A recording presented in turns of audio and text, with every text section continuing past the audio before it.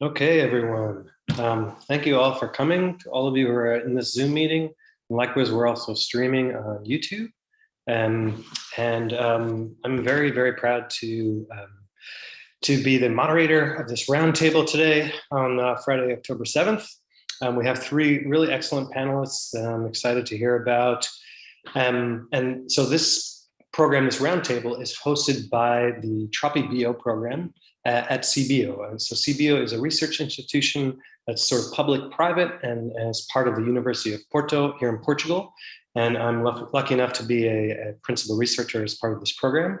We have several similar roundtables on different sort of conservation type topics of interest over the next year or so. So we'll please spread the word about these. We'll be interested in hearing what you have to say, or if you have suggestions for other types of roundtables. So with that, I guess I'll just introduce the topic for today. The topic here is really the declines in tropical understory insectivores, which is a topic that's very much dear to my heart. It's one of the first things that I started researching when I first started working in tropical rainforests. That was in Manaus, Brazil, in my particular case.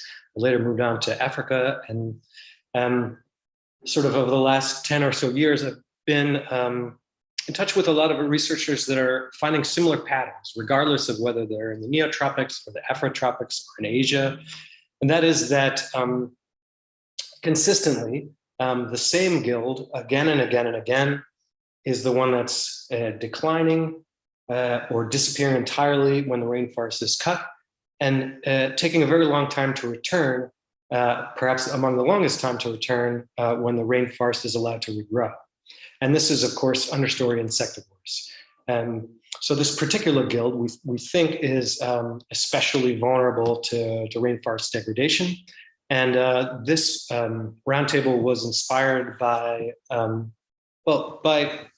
decade or so of work and collaboration, and but also by three recent papers, all from the Neotropics, all in pretty high impact journals, that show that even in pretty much unbroken, pretty much primary continuous rainforest, that this guild of understory insectivores is declining in abundance, sometimes changing size, changing shape, and we don't understand really what's going on here. So it's a topic, I think, of great interest. We think this guild can be a nice indicator of overall ecosystem health. And so to sort of get into some of the details to try to understand perhaps what's going on here, we've invited three very distinguished panelists, Henry Pollock, Eliza Grames, and Jared Wolf. And so what we'll be doing essentially is chatting with these three panelists over the next hour and a half, 2 hours. So the idea is that each of the three of them will give a little talk to introduce themselves or the part of their research that they do that has a little bit to do with this topic. So we'll go 1, 2, 3 with the three panelists. Then I'll start taking questions. I'll start asking the panelists questions that we found to be particularly relevant to this topic. And finally, we'll open up questions to the audience on Zoom and I believe on YouTube as well. Okay, so with that brief introduction, I think we might as well get started and let the experts do the talking. So first, I'd like to introduce my friend and colleague, Dr. Jared Wolf. Dr. Wolf is an assistant professor at Michigan Tech. He's been working in tropical forests really across the world, in particular Costa Rica, Manaus, Brazil, and in Central Africa in Equatorial Guinea. And Jared is an accomplished bander. He's a deep ecological thinker who I have a lot of respect for. And I'm very curious to see what he has to say about this topic. Jared, take it away. Awesome. Thanks, Luke. Thanks for that introduction, and thanks for bringing together this panel. I'm excited to see what other people are going to present on and their thoughts. So this will be just a brief presentation that touches on some of the papers that Luke alluded to. Some of these papers that have come out in the past couple of years demonstrating some surprising shifting baselines in community composition in continuous rainforest changes in physiology.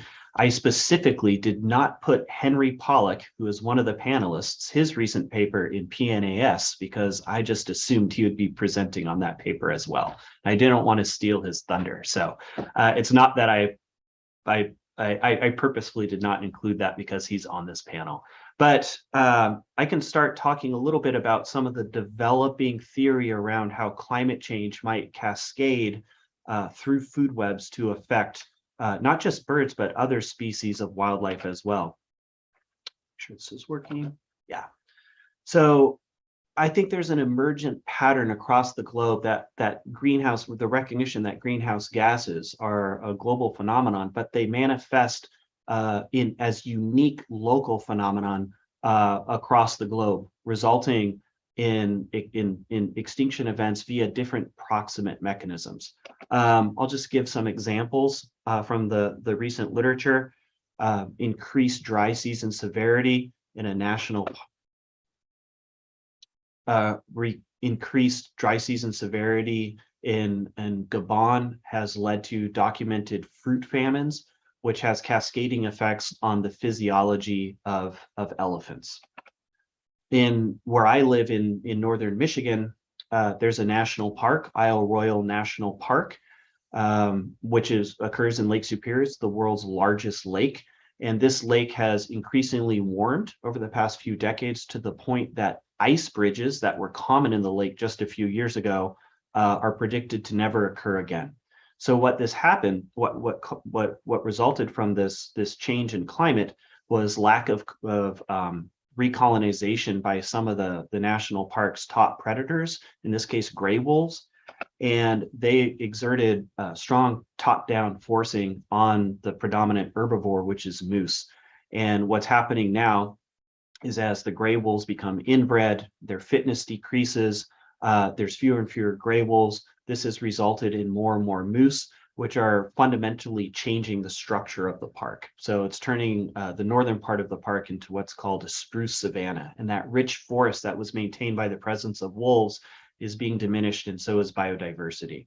So the point being is that what we've probably learned, if you're my age and did your undergraduate in the early 2000s or the late 1990s, conservation biology courses were teaching us that climate change was going to cause extinction events primarily through three mechanisms. One, thermal tolerance.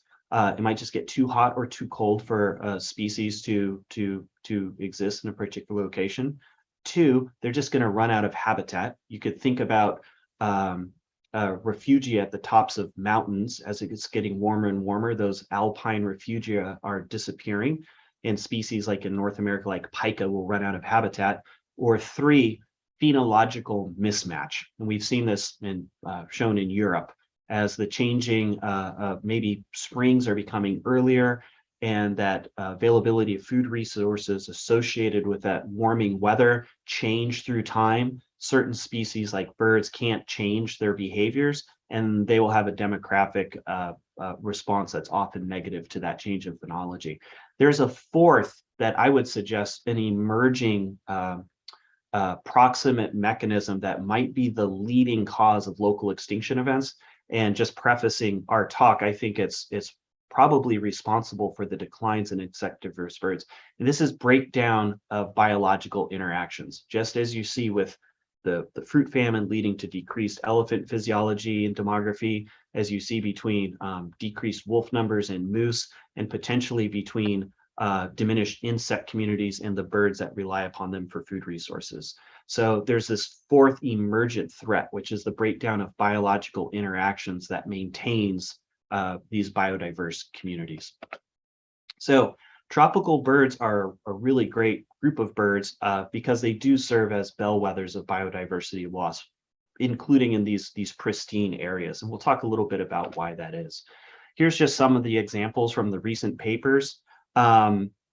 This paper is a little complex, but it's clever, so I included it here. This is using about 100 years of data from Barrow, Colorado Island, which is a biological station in the Panama Canal Zone. So this island used to be continuous forest. It was flooded approximately a little over 100 years ago, isolating this large chunk of primary forest. And they've been keeping pretty detailed records on the birds that occur on this island over this period of time. So what this group of researchers did, led by Jenna Curtis, was they went and they looked at the bird communities, not just on Barrow, Colorado Island, but the surrounding regions on the Isthmus of Panama, and looked at associations using a cluster analysis about how changes in bird communities or the bird communities themselves are associated with either dry or wet forest. And that's reflected in these clusters. So you can see the pink cluster indicated by the pink dots are associated with a little drier forest, as indicated by the color, the background color, which is total precipitation. And then the green cluster are bird communities that are more associated with wet tropical forest. And you can see that correlates nicely with the total annual precipitation. What they did was, now that they had these clusters, the dry and wet forest, they took the bird community on Barrow, Colorado Island 100 years ago, and they asked, which cluster does it fall into, the dry or the wet forest? And then they took the contemporary bird community and asked the same question. And what they found was that there was a shift in the bird community on Barrow, Colorado Island over 100 years. The community had shifted from one that was primarily wet tropical forest birds to one that is dry tropical forest birds. And the question is, what's driving this change? If you if you look at the birds that are going locally extinct, you can see here the red is indicating extinction, local extinction, and the green is not extinct. That it's forest obligate birds that are suffering disproportionately and driving this change. The authors in this paper suggested that this might be an extinction debt associated with the island being a large fragment, but they also suggested it might be some of these the increased severities of the tropical dry seasons as well, and maybe they're acting synergistically to affect the food resources for these birds. Another primary paper that I think has really changed the landscape is this paper by Phil Stouffer and colleagues based on 40 years of bird banding data from the Biological Dynamics of Forest Fragmentation project in Manaus, Brazil. This is using their control plots, so pristine primary forest that's not fragmented. And here, this figure is showing on the x-axis the beta estimates for abundance over that 40-year period. And then on the y-axis is the ecological guild of the birds. What this is demonstrating is that the more negative the beta estimate, the more strong of the decline, or the more pronounced of that decline in abundance for these particular ecological guilds. And if it's red, it's statistically significant. So just by looking at the birds that are declining, it's pretty clear that over a 40-year period, there's a shifting baseline that's being driven by the declines in insectivorous birds. Wood creepers are insectivorous, and then you can see riparian terrestrial and near ground insectivores as well. So something appears to be going on in the neotropics, where birds that are associated with wet forests, and within those forests, those birds that eat insects are declining at a disproportionate rate to other ecological guilds. And as I said, this resulted in a shifting baseline, and it's also insectivorous birds are more pronounced. More recently, a paper by Vitek Jiranek using the same bird banding data set from Manaus found that bird physiology is also changing over this period of time. Birds have lost mass over the past several decades, and one of the leading hypotheses coming out of the central Amazon is that the ultimate mechanism is probably climate change. Something is happening with the climate that's affecting the food resources for these birds, that's resulting in changing physiology, as well as decreased abundance of certain ecological guilds. So what evidence do we have that the dry season is affecting bird demography and abundance? Well, there's some anecdotal evidence. There's a recent paper by Vitek Jiranek showing that during warmer conditions in primary forest, certain terrestrial insectivores like Formicarius analis are exhibiting thermal niche tracking. They're potentially moving into cooler, lower elevation forests, where presumably they can escape some of that understory drying associated with severe dry seasons. And the thought being here is that the severity of the dry season is resulting in understory desiccation and potentially either directly affecting the thermal tolerance of the bird or the food resources that they rely upon, or a mixture of the two. So we can take a step back and ask ourselves, well, in the central Amazon, how has the dry season changed over the past few decades? Surprisingly predictable, it's gotten much drier and a little less wet. So there's on average less precipitation, but it appears that the real change is being driven by these increasingly warm temperatures, which might be reflect the proximate mechanism of understory drying that is driving these declines in insectivorous birds. So I'm just going to briefly share with some analyses that we recently completed and we're looking forward to writing up and publishing, where we're using the same banding data set and these estimates of dry season severity in a series of survival, recruitment, and population growth models to try to really isolate the proximate mechanism that's likely responsible for these declines. And we could measure that through changes in demography and how those changes in demography correlate with dry season severity. So I'm just briefly going to show these results. They're not published yet, and we're still tweaking the models. But the objective one of this research was trying to move beyond the measures of abundance that people have been using and really focusing on those demographic vital rates, survival, and recruitment. And then once those models are built, assess the effects of dry season severity, meaning temperature and rainfall, on changes in these vital rates. And then reflect and see if our analysis provides increased evidence that the hypothesis that understory drying serves as the proximate mechanism for bird declines in the neotropics.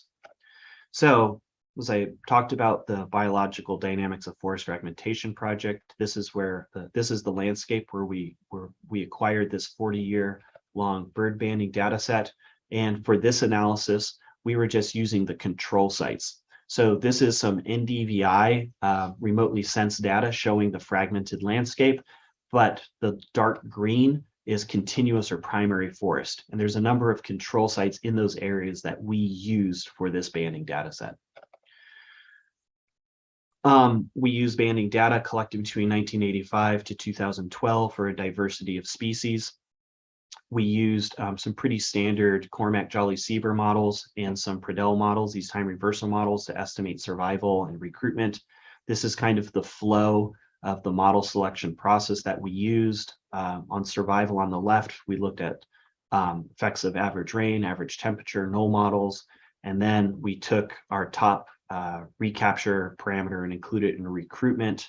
And then we used survival and recruitment as drivers of population growth to see how relative changes in survival and recruitment due to climate change is affecting population growth of these species. So let's jump right into the results. Here is changes, once again, beta estimates shown on the x-axis, where if there is a negative beta estimate, that's indicating a negative response to increased dry season temperature. So the hotter it is, the further and the worse, the more diminished survival a particular bird species exhibits, the more further to the left this beta estimate is going to go. If it's red, it indicates that it was statistically significant. But what's amazing here is out of the 19 species that we had enough data to generate these estimates for, we see an overwhelming response that the hotter the dry season, the more negative the survival. And in some of these species, the change in survival is quite dramatic. So what about precipitation? Here, it's showing that across the board, except for Lepidothrix serena, which is a frugivore, but once again, out of the 19 species, the overwhelming response is that the more rain during the dry season, the higher the survival. So this is really good evidence that dry season severity is negatively impacting the survival of these birds, presumably through understory drying. And here's just some of the fitted values plotted out for 3 species that are exhibiting population declines at BDFFP. And we can see a concordant, strong relationship between their survival and in temperature on the left, where we have survival on the y-axis, dry season temperature on the x-axis. And you can see as the temperature increases, we see that decrease in annual survival. And then on the right, we see the inverse response to increased rain. So as we have more rain, their survival is going up. Here's some of the results from recruitment. What's interesting is we find just the opposite effect with recruitment. So we can define recruitment as the number of new individuals entering the population. So when we look at the effects of temperature, we see that there's more birds, new birds entering the population during hotter and more severe dry seasons. And this pattern tends to hold true for precipitation as well. The less precipitation, the higher the recruitment, or the more rain, the fewer birds are entering into the population. This seems counterintuitive, but we actually see this in other species that are facing demographic declines. And I believe that the phenomenon occurring here is that the lower survival means there's more turnover of the individuals within the population. That turnover, so you could think of a territorial bird sitting on a territory, it's competitively excluding individuals from that territory. If those territorial birds are dying at higher frequencies, those territories are turning over at higher frequencies. And as immigrants are coming into the population, that's going to increase your recruitment, right? The model is just, the recruitment models are just measuring how many new individuals are entering the population, not how many are dying. So the more birds you have dying, the more birds might be moving in to fill those particular territories, driving recruitment up. And we actually see this in some of the most well-studied endangered species. So this is data from California spotted owls in California. I used to work with them when I worked for the Forest Service. And this is arguably one of the most studied birds on the planet. People have argued second to the domestic chicken, because it's so responsible for preventing the logging. Its endangered species status is preventing the logging of very expensive timber. So there's a lot of money invested in trying to understand what's driving the demography of this species. Point being, here we have 4 study areas that have been monitored for California spotted owl for decades. The El Dorado ELD is a population sink. These species have low survival, but they have the highest recruitment in these population sinks. SKC on the far left is a national park with wonderful old growth sequoia. The owls do really well there because there's no logging, there's not a lot of habitat change. So you have the highest survival, but you have the lowest recruitment. This is because these owls live a long period of time, the territories aren't turning over. So as they're hatching and successfully reproducing those young, that area serves as a source. They're leaving and emigrating to other areas. I would argue for many of the species during dry seasons in the central Amazon, you're having it serve as functionally a sink. Birds are dying, and potentially other birds from source areas are moving into those areas, driving recruitment upwards. I hope that makes sense. And just here's some colored bars to indicate that pattern. So across all species, survival had a higher proportional. So this is the take-home message of the survival and recruitment models for the Amazonian birds. We're finding that survival contributed to a higher proportion of the population growth rates, more than recruitment, meaning survival has a higher impact, changes in survival on population growth in the central Amazon, more so than recruitment. This is interesting because it's the opposite of what we found, or I'm sorry, what Henry and his colleagues, Jeff Braun, found at their site in Limbo, in the long-term Panama site, where recruitment seems to be the driver of population growth.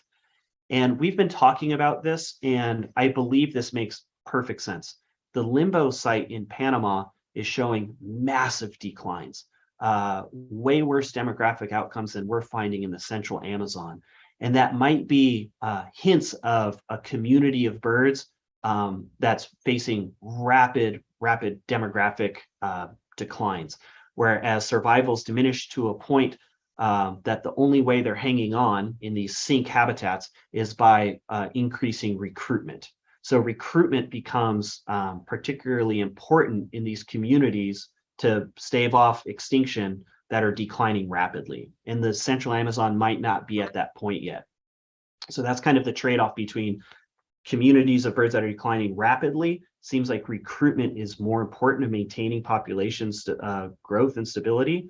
And then in areas that are facing less dramatic declines, survival might be a bit more proportionally important to maintaining sustainable population growth.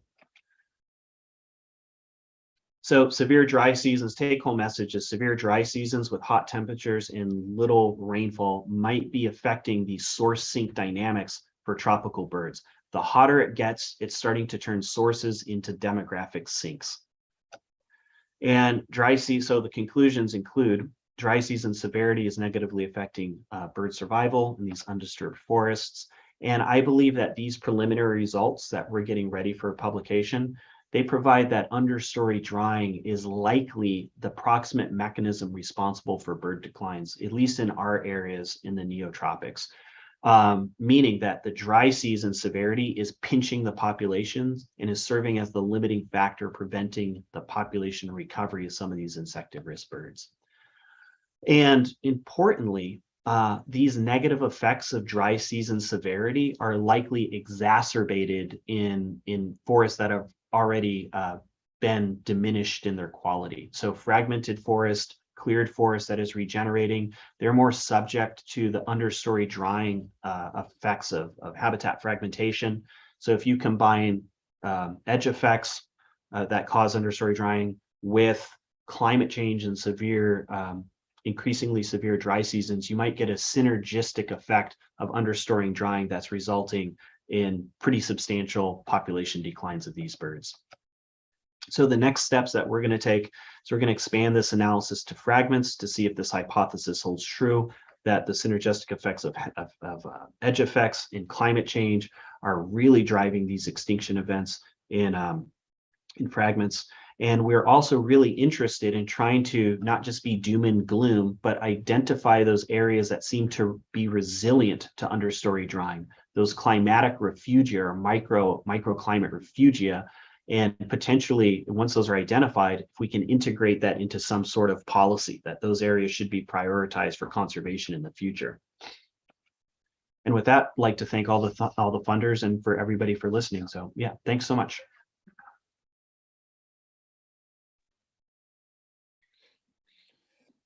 Thank you, Jared. That was really fantastic. We really dove deep into some of the potential mechanisms for why this guild is declining, how it's declining. Very impressive stuff. I'm very tempted to just dive into asking questions about your talk right now, which I'm going to have to bite my tongue on to allow for the other researchers to talk. So our second panelist provides some very, very important balance to our ornithology heavy panel here.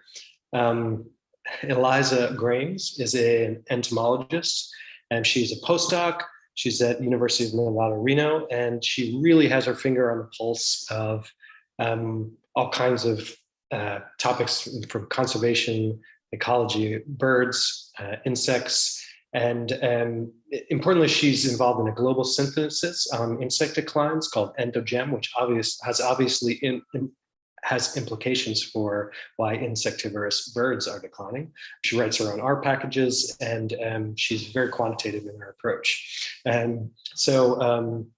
Yeah, I'm excited to see the balance. I'm an ornithologist as well, so I will take it away and leave it to the entomologist to enlighten us. Thanks, Luke, for that wonderful introduction and for inviting me to be here today. To be fair, my PhD was on birds, so my background is in ornithology. But that's how I got interested in insects, because they're bird food. So the work that I'm presenting today is the result of a big collaborative effort with folks who range from the more bird side of things to the more bug side of things, which you can tell from the density of binoculars going from left to right here, and then also some really great funding. So we do know that insects are declining. You know, we're in the middle of a biodiversity crisis. Insects are no exception. And the estimated rates of decline that are coming out across several studies is about 1 to 2% per year. So this figure that I'm showing is from Hallman et al. And on the y-axis, we have biomass of flying insects, and the x-axis is time. And you can see that there's, this fairly steady downward trend. Of course, there's fluctuations around that. In some years, there's increases and then decreases, but it is kind of this consistent downward trend. But we know not all insects are declining. Obviously, in some communities and populations, there are increases. So this figure comes from a meta-analysis by Van Klink et al. And they were looking globally to see how insect communities had changed over time. And they were finding, in some regions, there are these really steep declines shown in red. In other areas, there's increases shown in blue. And there's a lot of communities just aren't showing much change over time, which is these kind of neutral colors. And I should say, in addition to being sort of an entomologist and sort of an ornithologist, I'm also not a tropical biologist. But I'm sure many people here have immediately realized one of the big problems with this analysis, which is that the tropics are mostly missing. And this is true of a lot of global meta-analyses where, essentially the findings are based on Europe and North America. And so most of the information is coming from temperate and boreal regions, and we're missing a lot of data from the tropics. But it's interesting to get into this, declines and increases, not to figure out, what the overall estimated rates of decline are, but what's driving those changes in insect populations and communities. And there's a lot of things that are causing those changes. So we recently summed this up as sort of a death by 1,000 cuts, where you can't pinpoint one specific thing is what's driving insect decline. So for example, it's things like pollution and nitrification, especially for aquatic insects, that's affecting their habitat. Light pollution is a big issue for a lot of insects, especially moths, which provide caterpillars, which are great insect food in many regions. Invasive species, and also like the unintended consequences of biological control programs, where a species is introduced to control a pest and then it has unintended consequences. Of course, agricultural intensification and insecticides. And insects are kind of funny in that we intentionally try to control them more so than other organisms. So this photo comes from a national wildlife refuge. And even though it's a wildlife refuge, we're still applying insecticides to it because of mosquitoes, which are disease vectors, in ways that, we wouldn't go out and try to control the geese at this wildlife refuge, but the insects are fair game. Deforestation, Jerry kind of touched on some of this, but especially in the tropics, one tree species can get home to, thousands of insects. And so it's a really big disruption to insect populations. Similarly, urbanization and encroachment into more natural habitats. Climate change is similarly affecting insects in lots of ways. In the neotropics, especially, storm intensity can be a big issue. So there's a study out of Puerto Rico looking at changes in the arthropod community, and it turns out that the big change was actually that a hurricane came through and wiped out most of the habitat. So it wasn't even a change over time, it's just that the hurricane was so disruptive. Fire, of course, another habitat interruption. And then droughts, which I'm really glad that Jared talked about the dry season intensity, because insects have this really high surface to volume ratio. And so droughts are especially problematic for insects. And so those changes in the dry season intensity could be really, really affecting insects as food for birds. And of course, interaction disruption, not just with birds and insects, but also with insects and their host plants. And so that's where I kind of want to go with this now is, what do all these declines in insects mean for insectivorous birds? Because over the last 50 years, we've been getting all of these reports of declines in insects, and at the same time, there have been reported declines in birds. So this figure is specific to North America. So these are mostly temperate and boreal birds, but it was estimated that we've lost 3 billion of these birds. And then if we zoom in on Canada, so again, not tropical, but they're similarly, the group that is declining the most is aerial insectivores, which are really dependent on insects. And this is, maybe not so surprising because these groups are related. And so at one point I did some back of the envelope calculations and I figured out that so insectivorous birds eat about 400 to 500 million metric tons. And if you took all of the elephants in Africa and put them on one side of a scale, you would need 269 Earth's worth of African elephants to match the biomass of insects that birds eat in 1 year. So it's huge. Like, this is a huge transfer of energy. And so any declines in insects would, really affect birds. And so we wanted to figure out exactly what that would be with a meta-analysis. And so as part of my dissertation work, I wanted to know, how does insect food availability affect bird reproductive success and body condition, which we were using as a proxy for survival, because often the annual survival data was missing. And so one of the questions though that we had was, how do we measure this? How do you measure insect food availability? Is it, all insects, all arthropods? Does it matter if a species isn't actually particularly palatable to birds? What if we haven't counted the insects directly, but have used something indirect like grass fall? And same thing for reproductive success. Is it enough to just have a nest with eggs? Do those eggs need to hatch? Do they need to fledge? At what point do we say that a bird has achieved reproductive success? And then I guess don't really get me started on the number of ways you can measure body condition, because once you're holding a bird in the hand, the number of ways you can say, is this baby bird happy and healthy? It's, essentially infinite. So we use this approach called meta-analytic structural equation modeling, where we estimated each of these main concepts as a latent variable that can have any number of indicator variables depending on what people have reported in the literature.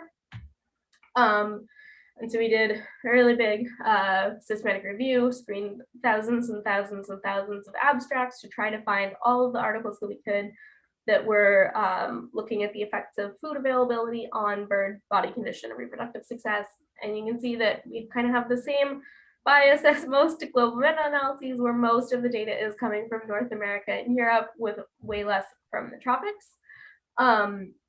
And here we've also indicated whether or not we could include a study in the meta-analysis or just in the review portion, where orange, we couldn't calculate an effect size in many cases. And so, overwhelmingly most of the studies from the tropics we weren't actually able to include in the meta-analysis. So the results I'm showing you are mostly based on temperate and boreal systems.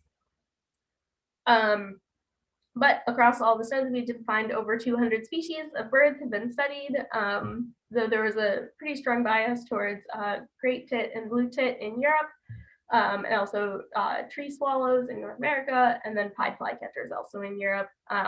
We think this is mostly because they nest in nest boxes, so they are very easy to study.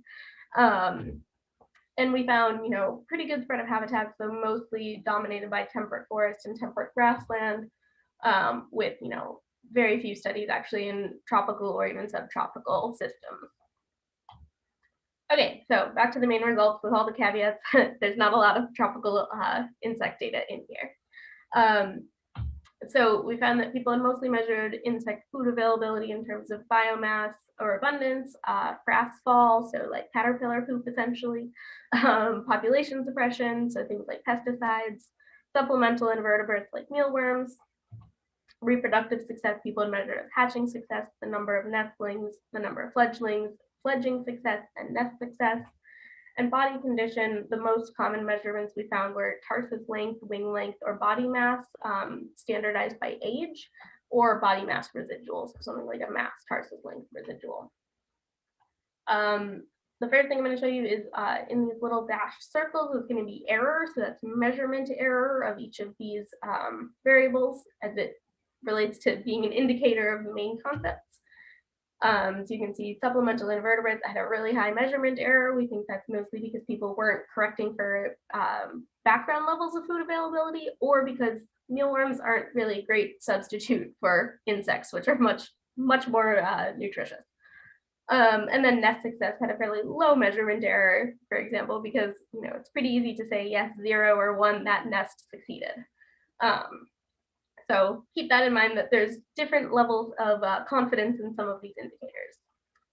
The next thing I'm going to show is the estimates of how good something is as an indicator of a latent concept. So along these lines.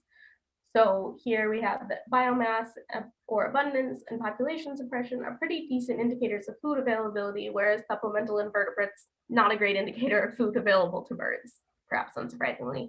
And then, reproductive success is very well indicated by fledging success and nest success. Okay, so that's mostly methodological stuff. So the exciting bit is these three inner arrows. So we want to know, what's the effect of food availability on reproductive success and on body condition, and also what is the relationship between reproductive success and body condition. So we found that insect food availability has a pretty strong positive effect on reproductive success. So this number here on top is the estimate, and then the 95% confidence interval. And so for every 1 unit increase in insect food availability, you get a 1.1 unit increase in reproductive success, regardless of which types of these measurements you're using.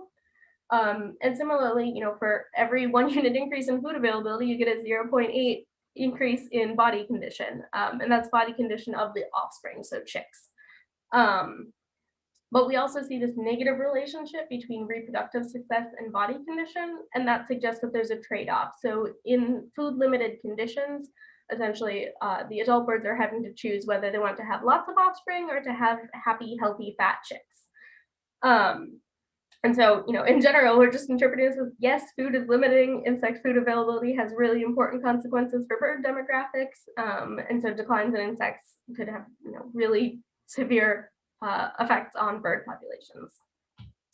So to just kind of wrap that up, we know that many, but not all insects are declining, but ones that are declining at pretty alarming rates. So 1 to 2% per year doesn't sound big, but remember it compounds. And there's a ton of different stressors, and a lot of those are shared stressors for bird populations. So sometimes it's hard to distinguish between, which of these declines are because insects are declining, that's affecting the food resources, versus insects and birds are both similarly affected. We think that declines are going to have pretty enormous consequences for insectivorous birds.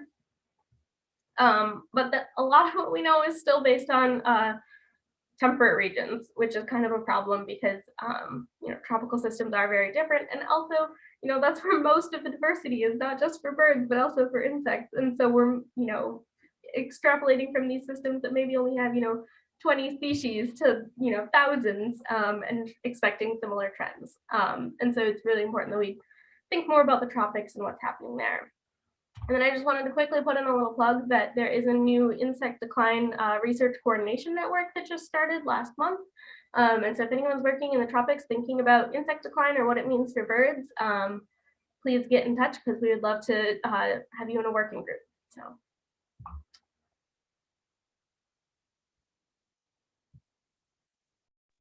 Okay, wow, that was very impressive, Eliza. Thank you so much for sharing that. Again, I'm very tempted to just dive in and ask you a million questions. Again, I'll have to shut my mouth.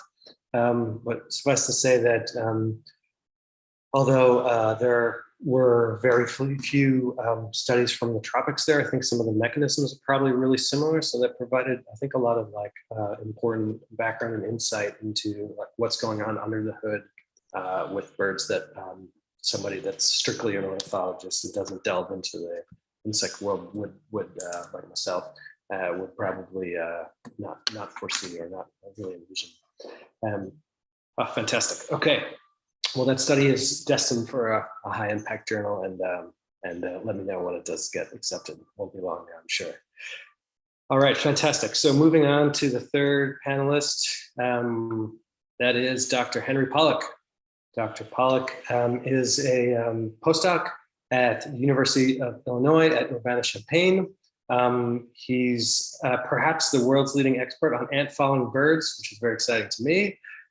He does a lot of behavioral and physiological work, which is quite different from what Jared and I do on birds, and makes it a really interesting and cool complement to the more sort of ecologically driven stuff that we do. He's also a very bright and insightful guy who I think first came in contact with. He sent me a manuscript, which might have been the first one from his PhD.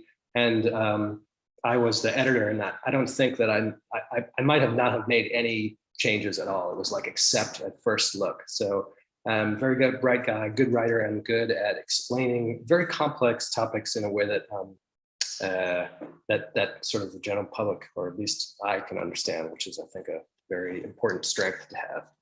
Okay, enough of the gushing. I will pass it over to Henry and let him take it away. All right. Well, first of all, thank you to Luke and all the folks at Tropic Bio for organizing this roundtable. I'm excited to be a part of it. And the previous two talks were phenomenal. And wondering if I should have gone first, because I feel like those were, mine could have been a good setup for them. But I'll kind of wrap it up here and kind of zoom out a little bit. And again, Luke mentioned when we first met, which was back in 2013 at the American Ornithological Society in Chicago. And Luke was organizing a symposium on declines of understory insectivores. And so a lot of what I'm going to be talking about today kind of harks back to that original symposium and kind of weaves in some new studies that have come out in recent years to kind of tell a story about what some of the mechanisms of decline might be in these tropical insectivores. So first of all, the question about why this guild is declining is obviously a complex question. And Jared talked a little bit about drying trends. Eliza talked a lot about how it could have to do with insects. In reality, things are all probably related in this large web of sort of different interactions of factors that can impact these birds. And I don't want you to, stare too long at this graph or your head might explode, but basically this is a really nice sort of summary by Tom Sherry from about a year ago, where he kind of summed up the different potential mechanisms that could be influencing the declines that we've been seeing in understory insectivores. And so you can see at the top, you have the sort of ultimate mechanisms, which are, the climate change, the loss of habitat, et cetera. At the bottom, you have these other ultimate mechanisms, which are a bit more evolutionary. So evolution in really thermally stable environments, high levels of interspecific competition, et cetera. What I'm going to be focusing on for this talk is more related to some of the proximate mechanisms. So these are some of the things that might be results of those ultimate mechanisms that are interacting with those ultimate mechanisms to generate these patterns of decline. So just really quickly, and I think, this has already been touched on by both of the other panelists as well, but why do we care, right? And there are a myriad of answers to this question, but I'll name just a few. First of all, we know that tropical forests are incredibly diverse and they are harbor, these incredibly rich complements of species that interact with each other. And this is from a paper by Carl Mokros and colleagues back in 2014, showing what happens to some of these species interactions as you fragment forest. And so, losing these interactions is really scary because you need species to, you need these interactions have evolved over such long periods of evolutionary time. And as you kind of remove links from these different interaction networks, eventually you get to some sort of critical mass and you could have sort of the complete breakdown of these interactions. So I think species interactions are really important. We talked a little bit about birds and insects and how much, these birds depend on insects for food. They also control insect populations. So that's one example of these interactions. There are also some really interesting and specialized interactions, particularly in the tropics, that I think merit a lot of attention and deserve conservation efforts. These are species, like as Luke mentioned, army ant following birds. So, you have these birds with these incredibly specialized behaviors that interact with each other and other organisms such as insects like army ants.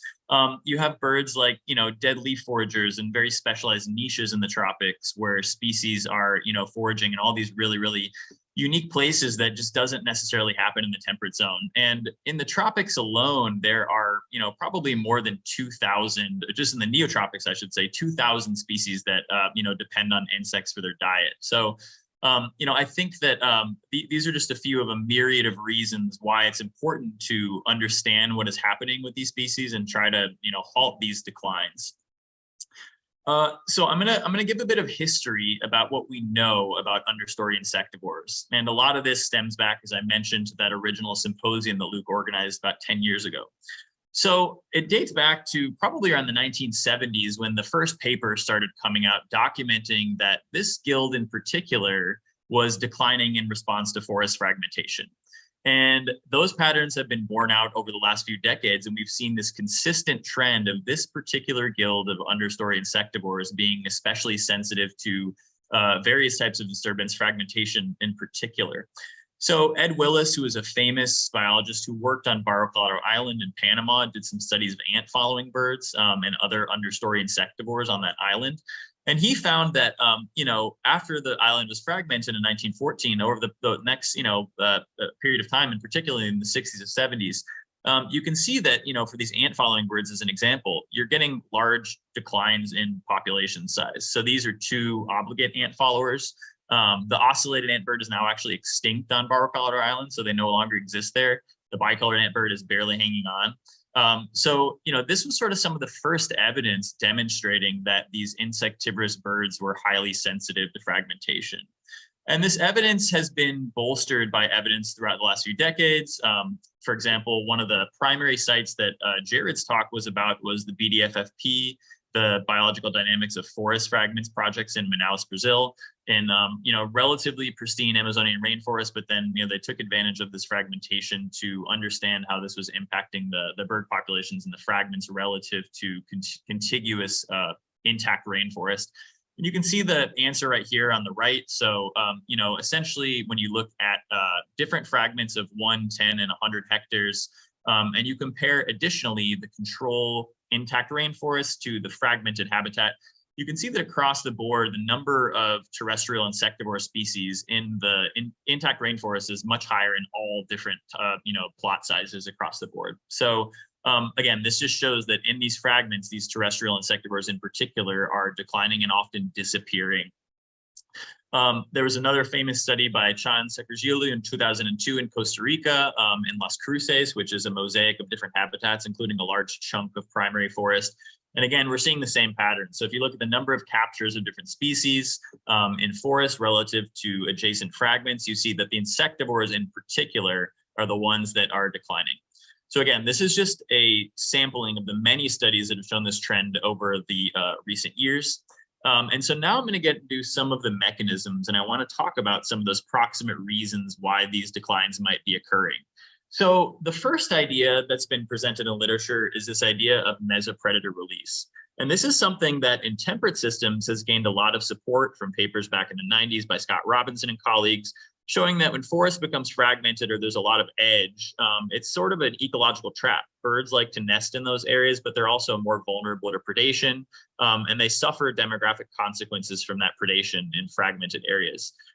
This question has not been put to the test very much in the tropics, but the few bits of evidence that there are suggest that this is not a major mechanism of understory insectivore decline in fragmented forest. So on the right, we're looking at a paper by Deb Visco and colleagues from Costa Rica, and they were looking at basically nest predation rates in fragments versus contiguous forest. And you can see here that interestingly, the fragments actually, if you look at those the black bars at the top of that, that represents the density of pairs. Fragments actually had higher density of pairs of these birds, and actually much lower predation rates and significantly lower predation rates than intact forests. So it's sort of the opposite of what would be predicted by this mesopredator release hypothesis, the idea that, in these fragmented forests, the increase in mesopredator populations is going to reduce nest survival. And so again, there's not much evidence to support this idea. Another idea that's come up in the literature is the idea of specialized microhabitats. So it's been proposed that forest fragments lack specialized foraging microhabitats that these understory insectivores need to find food. And this graph is from a paper by Stratford and Stouffer that was from that symposium all the way back when in 2013. That was published in this special volume. And in this, what they found was that these different species of birds seem to have very specific microhabitat preferences. And you can see shifts in, vegetation characteristics such as depth of the leaf litter, the amount of plant cover in the mid-story, canopy cover, et cetera, in going from fragmented forest to continuous forest. So there isn't a lot of evidence on this, but there is some evidence, for example, from this study suggesting that microhabitats could be important for these understory insectivores. However, I would argue that that's probably more of an indirect effect related to food, what these birds are eating. In these really dense understory tangles and these specific microhabitats, there probably is higher food availability, which is why these birds frequent those microhabitats in the first place. Another really interesting idea that has been tested more recently is this idea of dispersal limitation. So this is the idea that these birds, these understory insectivores that evolve in very stable environments relative to the temperate zone, for at least, experience really limited conditions, and that could potentially influence their ability to tolerate change, environmental change. So when forest becomes fragmented, you get reduced humidities and moisture, similar to what Jared and Eliza were talking about. You get increasing temperatures, you get increasing light penetration. And, so one of these ideas is that this sort of sensitivity to light could potentially be underlying the inability of birds to, for example, recolonize fragments when they become fragmented. So this is from a paper by Giernick and colleagues that just came out this year. And he took a suite of understory insectivores from Manaus, and they looked at the light habitats that these birds were selecting. And what they found was that all of these understory insectivores select light intensities that are an incredibly narrow band of light. These birds are in the dark understory of the tropical forest. They're not getting a lot of light penetration. And even when there is light penetration in gaps and sunflex, they seem to be avoiding that pretty intensely. In fact, this is, compared to what happens just in general on the forest floor, they seem to be selecting habitats that are significantly darker than even what's available on the forest floor. And if you look at a gap, you can see the massive difference in light intensity. And that comes with associated challenges for foraging, for example, in these bright light environments. So that was a really interesting study, and that was kind of supported by this other study by Scott Robinson and colleagues led by Ian Osprey, who was looking at how the eye size of some of these understory insectivores related to, basically the light environments that they experience. And so what you see here in these two panels are, you have light intensity or available light. You can think of those synonymously on the y-axis, and then you have residual eye size relative to body size on the x-axis. And you can see that these understory species that are experiencing less light in their environments tend to have much larger eyes. And for anybody who has worked in the tropics and has held one of these birds in their hand, they have really large eyes. And if you ever hold them up to the light, they, bicolored antbird, for example, they'll sometimes squint. So I think this is a particularly interesting idea about why these birds might be sensitive to fragmentation. They may not be able to recolonize and move through an inhospitable matrix to, recolonize a fragment when they have to move through these really intense and sort of atypical light environments to what they're used to. In a similar vein, it could be a combination of the two things. It could be related to light, but it also could be related to sort of other physiological constraints. So this is from a classic paper presented by Randy Moore and colleagues in 2008, where they took birds from Barro Colorado Island in Panama in the middle of Lake Gatun. They brought them out to varying distances from the island, and then they released birds and saw how far they could fly.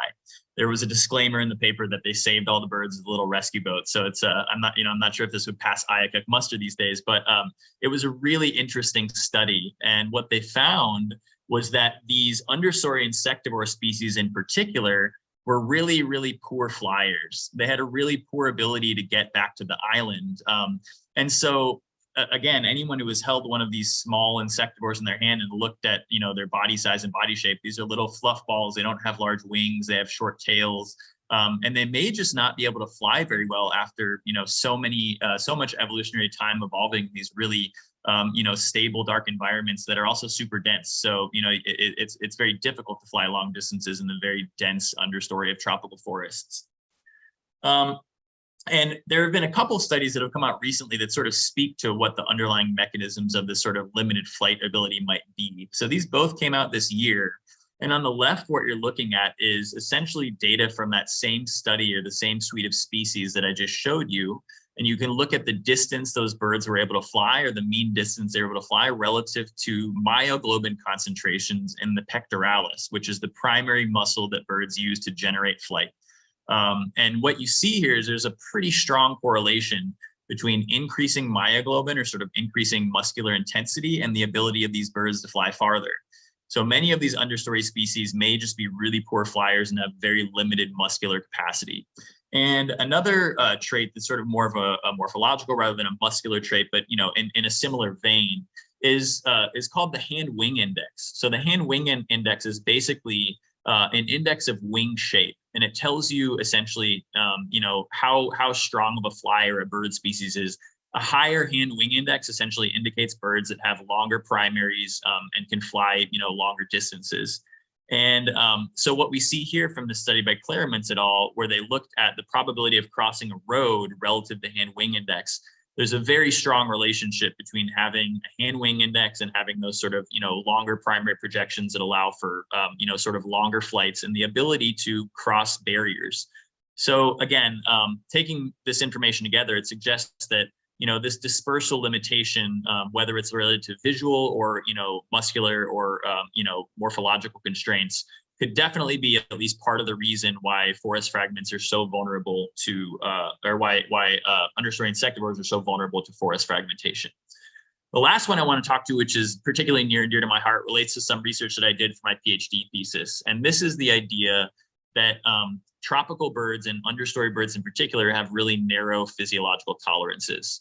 So this idea stems from a paper from the 1960s that has become incredibly influential in recent years by Dan Jansen.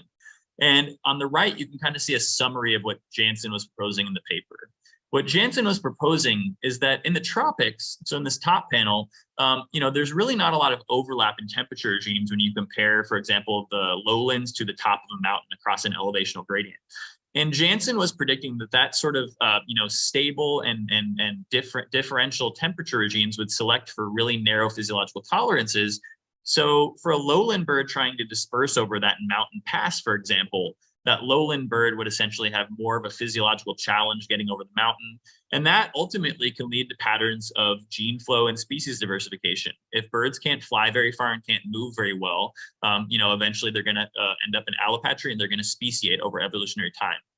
In contrast, if you look at the temperate zone where there's a lot more variability in temperature regimes and overlap, a temperate bird trying to cross a mountain pass of similar heights would not have the same problems because they would have broader physiological tolerances to deal with that increasing variability that they must tolerate in their environments. So for my PhD, I tested some of these ideas to try to understand whether tropical birds, and in particular, these understory species, had especially sensitive thermal physiology, which would be the prediction or the sort of corollary of Jansen's hypothesis. And so to make a long story short, we didn't find many differences. These are from a large sample of temperate and tropical birds. And you can see here that there are slight differences in basically their, sensitivity to temperature. These are thermal safety margins and warming tolerances, which are sort of two estimates of how sensitive these birds are to temperature. And you see here, there are not very large differences between temperate and tropical species. So interestingly, this suggests that tropical birds in general don't necessarily have this very specialized thermophysiology that is predicted by Jansen's hypothesis. And we're currently working on a follow-up with my friend and collaborators, Cameron Rutt and David Luther.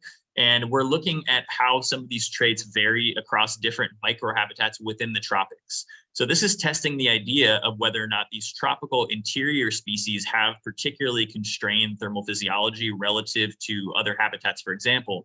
And what you'll notice here, and I'm not going to get into all the nuts and bolts of the physiology, but these are just thermal physiological traits that relate to their tolerance of heat and cold.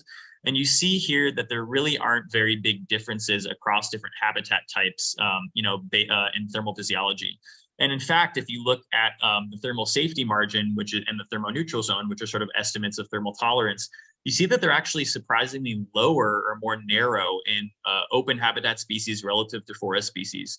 So this was really surprising to find out. And this sort of suggests that this thermal physiology idea, isn't necessarily accurate. Again, there are very few data in the tropics to test this hypothesis, but these are sort of the first look into what's going on here. So to kind of summarize, looking at some of the different mechanisms that could lead to declines of understory insectivores and fragmented forests, there really isn't much evidence for mesopredator release. Specialized microhabitats, it's kind of still up for debate. Dispersal limitation definitely seems to be limiting recolonization and persistence in forest fragments, but thermal sensitivity doesn't seem to have anything to do with the situation. And then to kind of summarize, as Jared mentioned, there have been some recent developments that have shown that there are declines of these guilds happening in particular in intact protected forests. So we published a study in PNAS this year that showed that the vast majority of bird species, and not only understory insectivores, were declining in a large protected area in Panama. And then, of course, there's evidence from the BDFFP in Brazil that insectivores, and particularly understory insectivores, are declining over time relative to other guilds. So this kind of begs the question, how do these mechanisms relate to, or explain these declines in intact forest? And so when you think about intact forest, we don't really know what's going on with predators in intact forest. So some of these changes in climate and environmental changes could be impacting predators as well, and then cascading down to impact the bird species that they eat. In terms of the sort of specialized microhabitats, there's not really much evidence to that effect. Dispersal limitation probably isn't an issue in intact forest where you have large tracts of contiguous rainforest. And then thermal sensitivity doesn't seem to be explaining it, at least from the few data that we have available. So just to kind of sum up, and this is why it would have been good to go before Eliza, what the conclusion that I've been coming to is, does it all come down to food? Is it related to food availability? And I think that is something that I'm really interested in pursuing in future research to drill down to the mechanisms underlying these declines in intact forest in particular.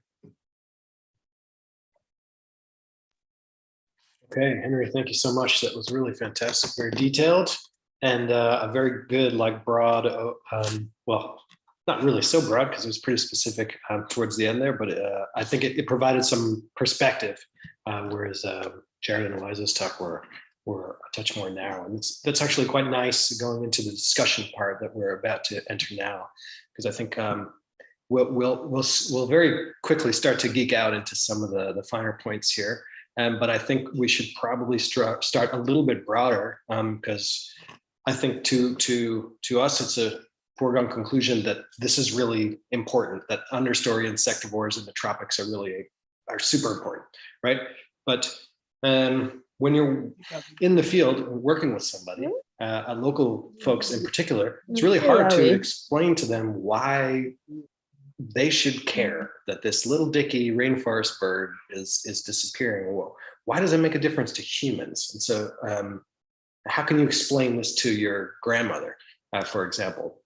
So that's my first question to the panelists, and really to give the audience a kind of broader understanding of why we care, besides that we're obsessed with tropical birds and animals in general. I can start. So I think that we've touched on some of these issues, but I think that there are a few different really important reasons why we should care. I think first of all, because especially speaking about the insects, right? I think that there are so many species, bird species, that depend on insects, and in the tropics are so full of these specialized interactions. And when you start to lose species from that, who knows how many different pieces you can pull from that Jenga tower before the Jenga tower collapses. So I think that's a really interesting part. And I think that, in terms of the sort of, more nuts and bolts conservation perspective, I think that, as Luke mentioned, these species have the potential to act as really important indicator species. Birds are highly easy. They're, relative to other vertebrates, for example, they're easy to study. They're vocal, so you can detect them. They could serve, I think, as sort of a sentinel of some of the other changes that are occurring when you have these disturbances and anthropogenic impacts, and be used sort of as a bellwether for, understanding where we need to focus conservation efforts. From the insect perspective too, we've been talking a lot lately about how birds can sort of serve as accumulators of changes in insect populations, because insects, their populations are going like this, and so it can be kind of hard to monitor them. But since birds are essentially accumulating all of those changes over time, when you're seeing the declines in insectivores, it's kind of indicative of what's going on with the insect population. So kind of using them as an alternative sampling approach to understand insect decline. Yeah, I agree with both Henry and Eliza. I think it gets more difficult when you're trying to convince somebody who's not directly interacting with the science and then it becomes a question of value, which is really an interesting kind of sociological field. But I would suggest one of the ways that I would convince somebody who might not care much about tropical insectivores is that, do you care about biodiversity writ large, whether or not that biodiversity occurs in the tropics or in the Arctic? And presumably people do, right? That has some type of innate value to most people around the world, whether or not they're a scientist or not. And trying to understand the proximate and ultimate mechanisms that are responsible for the diminishment of biodiversity is the necessary step towards developing the policy necessary to whether or not that's like, at the global level, some sort of UN policy or charter where people are going to diminish global greenhouse gases if that's the ultimate mechanism, or convincing the Brazilian government to try to create buffers around putative climate refugia where these birds can try to escape the effects of climate change, right? But I think it has to be framed around shared values, and that birds, as the panelists pointed out, serve as that bellwether that provide insight into both the ultimate and proximate mechanisms that we need to understand to ultimately develop the strategies necessary to protect biodiversity. So, but it's a challenging one. I mean, trying to convince my mom, who lives in a major city, hey, there's a bicolored antbird is disappearing on Barrow, Colorado Island. She's like, what? So it has to be like framed, I think, in a broader context with shared value across multiple people and cultures. So. Excellent. Thanks, panelists. Those are some really fantastic answers. I'd also like to add the one sort of small point, or perhaps of ecosystem services, that is, in particular, pest control. So I've worked a bit in Cameroon and cacao, the crop that, of course, produces chocolate. And there's no question that pretty much all the insectivorous birds and bats eat the cocoa pests. If they're there, they're eating pests of cocoa. And the same goes for, pretty much any crop that you can imagine. So at least from personal experience, this is a tangible thing that I can tell to a farmer. They eat your pests, and they say, yes, they're good then. And it's like an obvious click, which is I guess helpful for communication and to folks on the ground rather than sitting in our ivory towers. Okay, the next question that I have is related to this sort of geography of the studies that we've presented here, right? So there's been a lot from the Neotropics and quite a lot from the temperate zone as well. And so I guess broadly, is this pattern of understory insectivorous birds in the tropics, is it a real thing? Or is it just things that we're cherry picking from the place in Panama and the place in north central Brazil that we have happened to study? Or is this happening as well? Is this likely to be happening in Borneo? Is it likely to be happening in West Africa? Obviously the data are scant, but I invite you here to speculate on that question. And if so, perhaps how we could get at that. I can start again. Or Jared, did you want to go? Okay. Yeah. So I think you spoke to the problem, Luke, which is that, and again, if you looked at Eliza's talk, you can see that, the distribution of studies, even in the Neotropics, is pretty sparse. In the Neotropics in particular, there's a handful of these long-term, really kind of high-resolution data sets. There's Manaus in Brazil, there's Limbo in Panama. There's a handful of these data sets that sort of speak to some of these longer-term trends. And of course, when forest becomes fragmented, there's a large body of evidence showing that these understory insectivores decrease. But in Africa, I don't think there's enough information to really draw any definitive trends. And it's one of the reasons why we need to, start forming these working groups to try to figure out where the data are distributed and then do some synthetic work. And so David and Jared and I, for example, have been talking about, and we're in the process of trying to, get this going in the Neotropics, at least. It doesn't necessarily speak to the Afrotropics, but we're trying to identify data sets throughout the tropics that, can sort of speak towards what's been going on with populations, just to even get the patterns, which still are only known from a few select sites.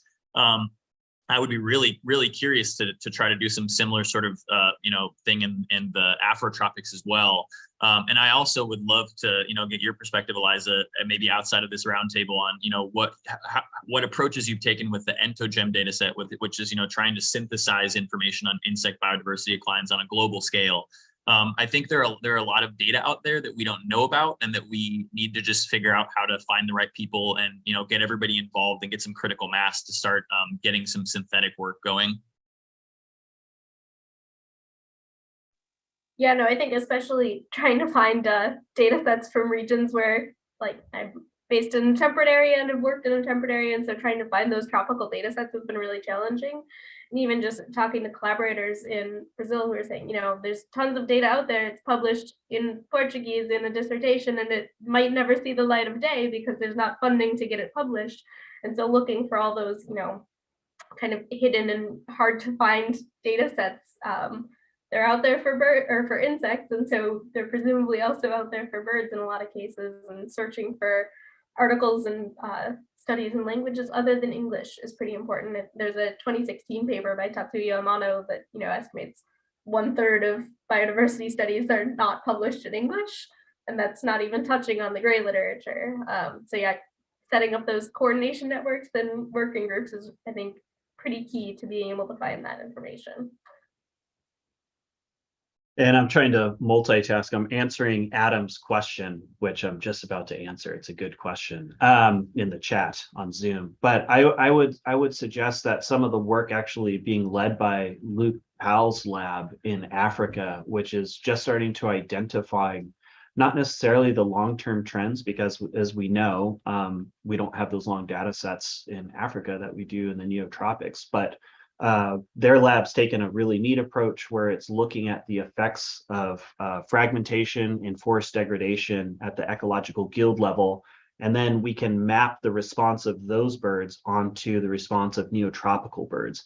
And we find similar patterns that obligatory insect-eating birds, ant-following birds are very sensitive to changes in the quality of the forest in terms of fragmentation and degradation, forest clearing.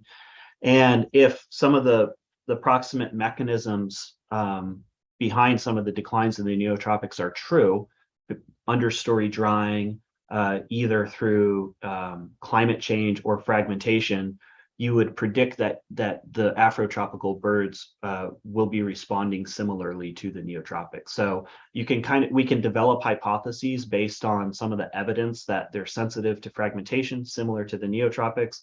Therefore, they should be responding to climate change in a similar fashion. If that makes sense. I wanted to add really quick, Luke, one thing, just sort of in terms of the specific relevance of doing some of the stuff in the Afrotropics. I would argue, and I'm sure Luke would argue as well, that it's the most urgent to get more studies and funding to do research in the Afrotropics, where which the Congo Basin is one of the largest tracts of continuous rainforest in the world.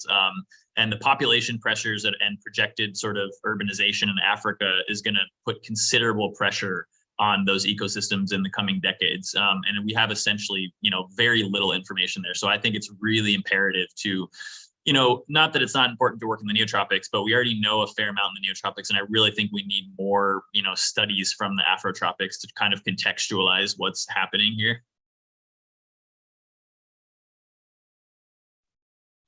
Thanks, Henry. I'm gonna mix it up and take another question from the audience since we've already broken the ice, Jared. Nicely done. Very seamless. So the question is from Melanie Chombo from Cameroon. And so she asks if it is possible to stop or limit declines. She goes right to the heart of this issue here. And if yes, what concrete actions can be done? Do you guys care if I take that? Because I was literally just writing a response. So I'll just, yeah. So I think what we need to do, the concrete steps, is identifying putative climate refugia at the local scale. First we have to verify whether or not understory drying is responsible for these declines in birds in the neotropics.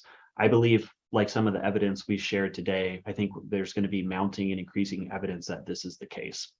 through two mechanisms, climate change and forest degradation. So resulting in the similar kind of effect of drying out the understory. So what we need to do is, once that's verified, is identifying those resilient patches of forest and understanding why they're resilient to understory drying. This might be proximity to stream, this might be north-facing slopes, this might be canopy complexity, and we can start creating little islands of climate refugia and prioritizing those for conservation into the future.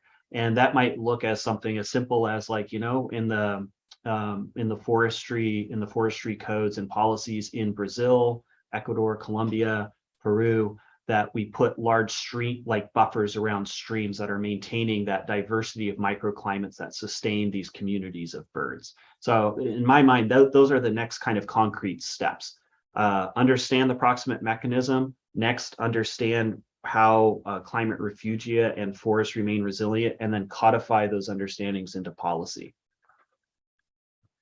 Yeah, I that's a really good point, Jared. And I've kind of scratched my head over this question a lot, and I don't think there is a good answer. I think that's the best answer in my mind that there is. I think sort of as a corollary to that, I think, and obviously this is not going to completely stem declines in large, massive tracts of rainforest where we're seeing declines, but I think a lot of the problem, like in terms of understory insectivores, at least, I think, increasing connectivity. I think kind of, and that's obviously sort of a hallmark of conservation biology, but I think increasing connectivity to allow animals to find those climate refugia is really important. And, even in large, fragments, like, the study in Panama, which is 22,000 hectare national park, we're still seeing these massive declines across the board. So I think that, connectivity is also sort of important as well. Can I just, one more thing, that I don't want to be a Debbie Downer or too negative, but when I've been working with David Luther on this, as well as a mammologist, John Vucetich, who studies trophic cascades in wolves, and I don't want to put in David's words in David's mouth. He's currently watching this talk, but I think we're kind of all on the same page that breakdowns of biological interactions due to climate change are so insidious that they occur in some of the most pristine landscapes around the world. So we talked in my talk earlier, there was the forest elephants in Gabon. There's national parks, multiple examples of wildlife declines in national parks, all driven by climate change and all driven by breakdowns in biological interactions. If you look at the big conservation organizations and their suggestions, they're kind of piggybacking on what E.O. Wilson's Half Earth or the Nature Conservancy's 30 for 30 initiatives, right? And these are starting to be codified at the global level, at the UN level. But it really, climate change might be so insidious that we can't protect habitat enough to get ourselves out of this issue. It might ultimately need to have global action to reduce greenhouse gases as a form of protecting wilderness. That might be kind of the new paradigm that we need to switch. Oh, we're not cutting back on emissions of greenhouse gases to save, ocean settlements. We're literally doing it for wilderness protections and to maintain those biological interactions that support biodiversity, some of the most pristine, untouched areas around the globe. So just a little pitch for that idea. Yeah, Jared, I think you hitting close to home with me that, you mentioned in your talk that as a undergraduate, you were taught that, these birds were going to disappear from mountaintops and some sort of isolated this or that would, blink out and die. And now we're seeing this as there's a real red flag here recently that this is affecting animals in pretty well untouched tropical rainforest. That's a super strong indicator to me, a super big red flag that it's affecting something sort of fundamental about the ecosystem, and that it is likely climate change or something that's driven from above rather than habitat fragmentation or habitat degradation, and it's affecting species interactions in a really fundamental and disturbing way. I'll keep moving on with the questions here. This is really interesting stuff. A quick one, I think, from David Luther, who's the only one brave enough to show their face on here. Hi, David. Thank you. So if you'd like, you can ask the question yourself if you're feeling brave. I do have questions, but I don't want to steal the show. I have too many. Well, pick one, or you can read the one that you put in the chat. Yeah, well, sure. Actually, just piggybacking on the discussion of what do we do that you guys are talking about, it seems like there's so much that needs to be figured out, like Jared, Henry, Eliza all mentioned, but also that we can do. I was at an interesting talk yesterday with some folks from the IUCN about key biodiversity areas and pushing the 30-30, the half Earth, all these sort of ideas, which is fabulous. And it seems, though, that with some of that, the main thing they said actually that is leading a lot of the climate changes now, even in places like Africa, where it isn't because everyone's driving an SUV, it's the habitat loss. Similarly, for a lot of Latin America, like they're not absorbing as much carbon as they're giving off because of the habitat loss, which ties obviously interchanges with with climate. And I'm curious, thinking about this with the panel and their thoughts on it.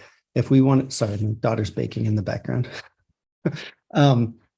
With that, if we want to think like this climate refugia or microclimate refugia sort of ideas, how does that play if we can't stop them from actually cutting down the forest first?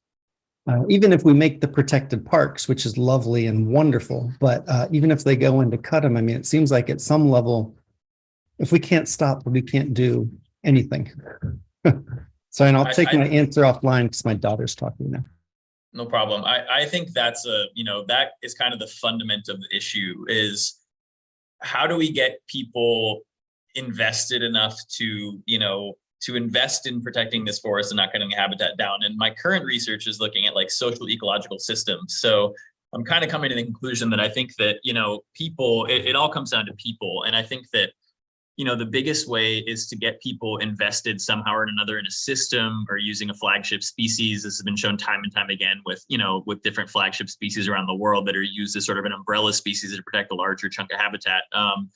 So, I mean, I think that we need to, I think a lot of this education, I think it's trying to, fund initiatives that are kind of crowdsourced and that get into schools when kids are young and impress upon them the impending biodiversity crisis. And I also think that there's some, potentially, I guess, overlooked flagship species out there that could be used for, these purposes. I mean, one great example that I talk to Luke about all the time is, raiding ants, for example. In the Neotropics, they have army ants. In the Afrotropics, we have driver ants.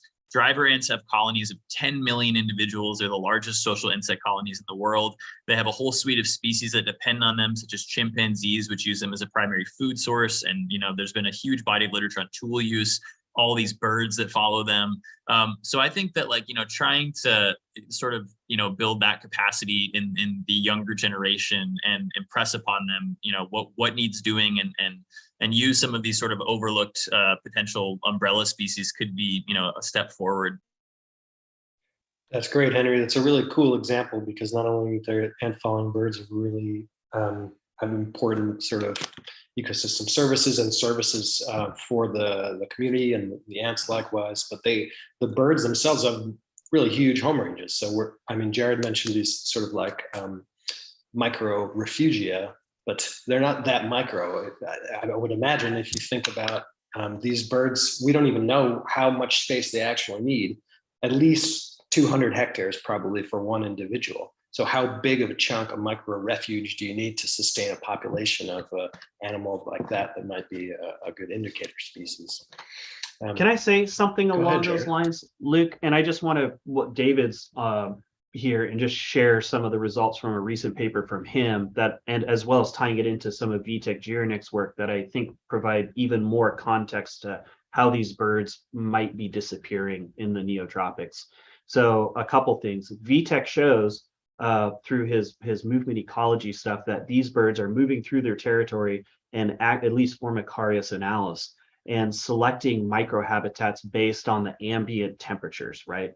So it's not necessarily like you have to potentially, and this is really anecdotal and kind of hand wavy, but potentially you're not have to say like lots and lots of cool forest. You just have to have a diversified microclimates available to the animals for them to select and move in and out of, potentially.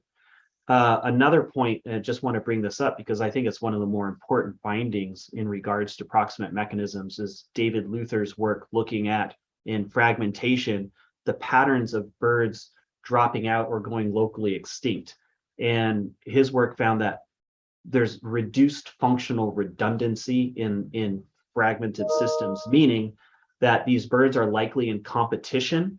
So if you fragment a forest, or potentially if you have, and he also showed this over times in pristine continuous forest, that with climate change or through fragmentation resulting in understory drying, you have fewer birds that are ecologically similar, which suggests it provides some evidence that it might be food driven, that as the food is being diminished, these birds that are that are ecologically similar get into competition, driving one to local extinction.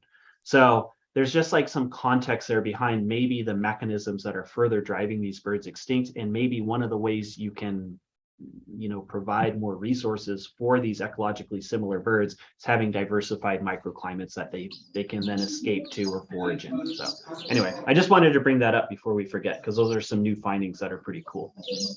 Thanks, Jared. That's a very nice segue as well into the issue of food, in other words, insects. And so some of you, Henry actually mentioned a thermal physiological limit being a hypothesis for birds, but didn't really have much evidence for that per se on birds per se.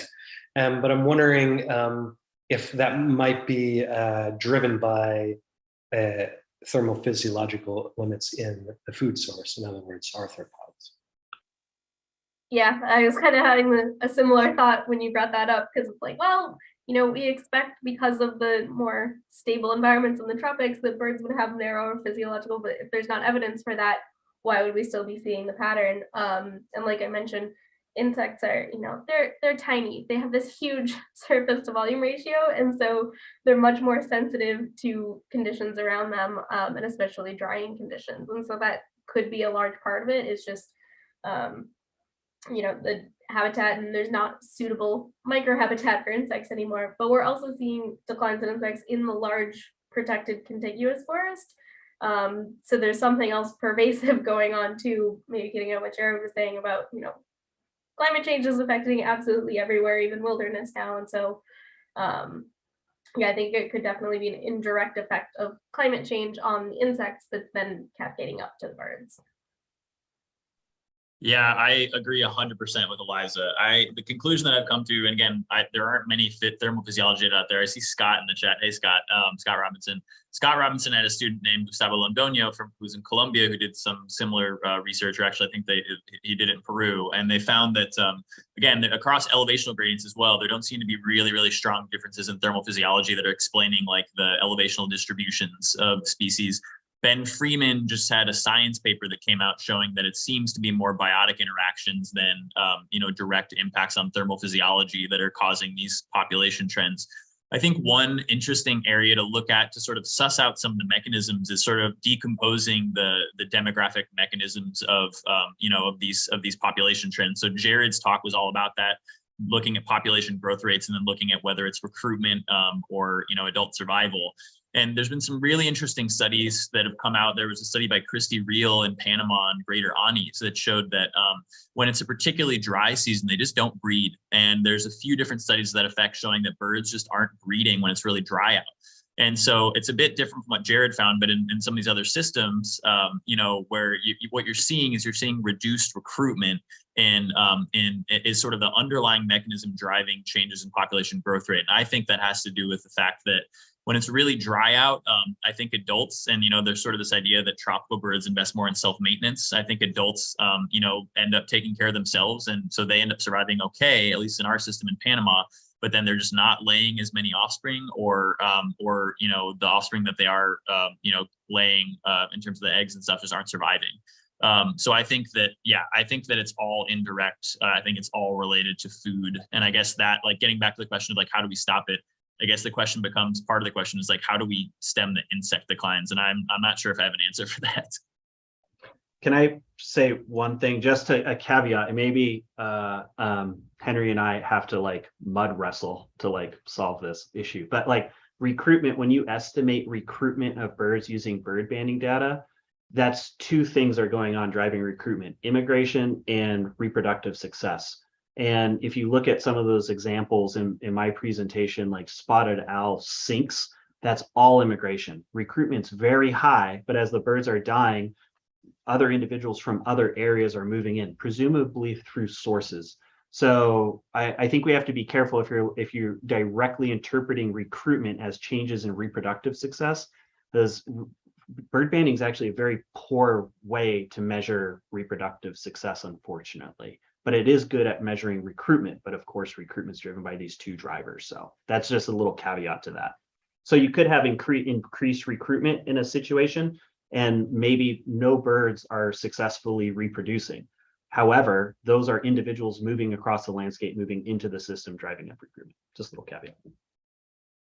That's a really good point. I just wanted to add, so Scott just added a comment about the precipitation, and I think that is something that is, that we really need to focus our efforts on. So everything is usually talking about temperature. And if you looked at, there's a paper that came out that kind of summarized this by Alice Boyle and Jeff Braun on hygric niches of endotherms. But essentially, in the tropics, what might change more than temperature or is projected to change in certain places is precipitation. And Scott just published a paper with Ian Osprey and Felicity Newell looking at sort of insect abundances across the precipitation gradient. And they find that at the dry and wet end of the gradient, you get these decreases in insect abundance, and it sort of peaks right in the middle where, it's sort of like the Goldilocks, where it's just right in the middle. And we've been finding similar things in Panama there's a very strong precipitation gradient across the Isthmus of Panama. And on the dry and wet sides of the gradient, you get lower bird diversity and lower just like abundance of insects. And in the middle, where it's like sort of intermediate, is where there's the highest bird diversity and the highest diversity of insects. So I think that precipitation is like going to be a key to understanding this, and desiccation tolerance in insects and stuff, stuff of that nature. Yeah, I also wanted to go back to something you said earlier, Henry, because I just realized we haven't mentioned plants this entire time. We've just been talking about bird food as opposed to insect food, because that's another one of the sort of pervasive things that people are thinking about a lot, is not even the temperature or precipitation, but just increased carbon, because that changes plant chemistry and nutritional value. And so with plants storing excess carbon, they're actually less nutritious. And so the insects are lower quality as well for birds. And so that's something that could also be affected by precipitation gradients, is thinking about, are the plants there, are the host plants available, and also are they sufficient nutritional quality for insects? Which I think we're kind of lacking a lot of data on in many places, because it's sort of an emerging thing that people are now thinking about more. Oh, that's super interesting stuff. Okay, I think I have some other comments that are quite interesting in the chat. Scott, do you want to chime in about your too much rainfall idea, by any chance? Just an observation. I think we've really underestimated the role of precipitation. I'm not the only one who thinks that, of course, but the insect, I think it's easy to see that. I actually wanted to ask Eliza, what do you think too much rain would adversely affect insects? Is there a mechanism pretty widely accepted for that? I don't actually know, because I mostly think about not enough rain. Yeah, that's a good question. I would assume, this is just kind of a guess, but I would assume it would be indirectly through the plants, because, generally speaking, insects are mostly limited by not enough moisture. So, there's some species that won't fly when it's too dry, but when it's humid enough, they can actually fly. So usually it's a lack of moisture, but yeah, I guess I don't really know. Well, it is kind of interesting, because the one place where we're not seeing massive declines of understory insectivores, although we haven't, this is a paper that's been in review now for 3 years, but when we redid the Cochicashu in the Western Amazon Basin, we don't have nearly the data you guys have on misnetting and the demographic estimates, but we have very little evidence of understory insectivore declines in a floodplain forest in southwestern Amazonia. And this is just an N of one, it's an anecdote, but I do kind of wonder if these perpetually wet floodplain forests, which are going to be probably buffered from a lot of these physiological limitations, I wonder if this isn't a place might be one of these refugia you talked about earlier. That's something to be interesting to get some other data from floodplain habitats as well. Yeah, Jared, do you want to touch on that one?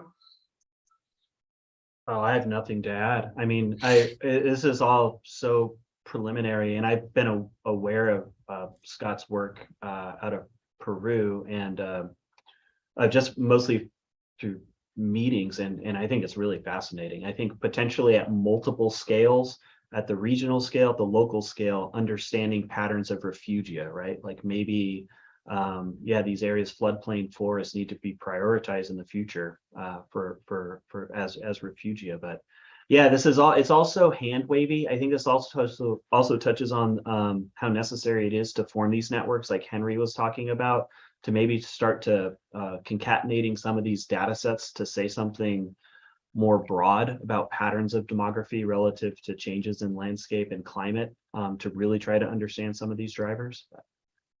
But the Koshikachu stuff is very fascinating. Yeah, it seems hard to truly compare the floodplain to the terra firma upland. And I don't know your spot at Limbo, Henry, but certainly at the BDFFP, aren't the majority of those long-term net lines are all sort of on the top of the little hills within the terra firma too. So it's the least buffered within terra firma. If you're down in the little valley where the creeks run, you'd get a little more humid, which might be different, as VTech is starting to show with his papers. I know, I think that nuance of microclimates is something that we really need to figure out a lot more. There's also strong seasonal effects, which I think are like really interesting, that interact with forest types. So some work done by Carl Mokros looking at flock movements in the BDFFP, the fragment boundaries would serve as a hard territorial boundary during the dry season for mixed species flocks. They don't use the second growth adjacent to the fragments. But during wet seasons, the flocks start expanding their territories into those areas and start using them. So there's interesting interactions between the type of forest, the seasonality, and the bird's capacity to go use those habitats as well, which is pretty fascinating. Provides kind of nuance into the interactions between climate, types of forests, and how birds use it as well. I'd like to add that perhaps at a broader spatial scale, some forests are probably better suited as refugia than others. And so Amazonia, for example, has been lowland tropical rainforest probably for millions of years, and with probably more stable rainfall, more stable temperature than somewhere like Africa, that has had a evolutionary geologic history of a lot of ebb and flow of rainforest into these little refugia, perhaps 3, perhaps more. And so some places might be better suited for others at a broad spatial scale, but others are, like Africa, for example, maybe have more urgency there because, well, A, the climate maybe shifts faster, maybe is more vulnerable, and B, because the human population is probably going to quadruple by the end of the century, and whereas most of Latin America has really stabilized, likewise with Asia. So I'm going to, at this point, I think I'm going to take another question from the audience, and I like this on the spot, asking them in person to answer a question. I got a cool question from Adam. Adam, do you want to jump in and go ahead and give your question? Or ask your question? Hi, really interesting talk.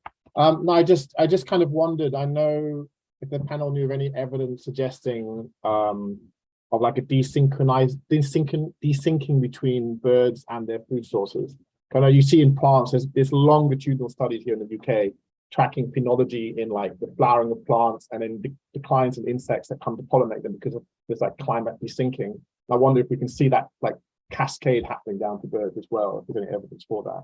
And then that kind of prompts my second question. I mean, do we, we say we should be collecting a lot of data in Africa, but should it be changing our focus? Are we moving away from just surveying abundance, but should we rather just be surveying network stability in these systems, like changes in the network rather than just the species in it, because we don't have that longitudinal data available? Sorry, it's 2 questions in one. That makes sense. I think for the phenology part, there was a few years ago, but Jeremy Cohen and Marc Lajeunesse had a meta-analysis of phenology studies, and essentially they concluded that most of the shifting phenology studies have been done in temperate boreal regions, and so there really wasn't any or not even just not long-term studies, but any really studies of phenology shifts in tropical systems that they were finding. So I think we don't really know because it's mostly been studied in Europe. Yeah. I think I agree with Eliza, and I don't know as much about the insect, but thinking about the bird-insect interactions, I mean, I think there is some evidence coming out showing that, birds, I think, are pretty flexible. I think oftentimes birds, will tailor what they're doing to the environmental conditions. And there's been research from spotted ant birds in Panama and the Anis and a few other handful of papers showing that these birds, that if it's really dry out, for example, oftentimes they won't breed. They just will forgo breeding. And I think that's kind of in line with the sort of slow life history, self-maintenance idea. I don't know of any like long-term phenological studies like the kind of tits of Europe, like they have in the Netherlands and in, Ben Sheldon and Oxford and stuff like that. And again, it's really hard to, to set up studies like that in the tropics and maintain them. But I do think there is some evidence suggesting that, birds are pretty flexible, and I think they'll often kind of, make decisions based on what the sort of ambient conditions are. There's a paper, can't remember who the author was, but showing that like birds basically like waited until there was like a peak in rainfall and a concomitant peak in insect abundance and then breeded. I'm not remembering the citation right now, but yeah. This is maybe touches on phenology.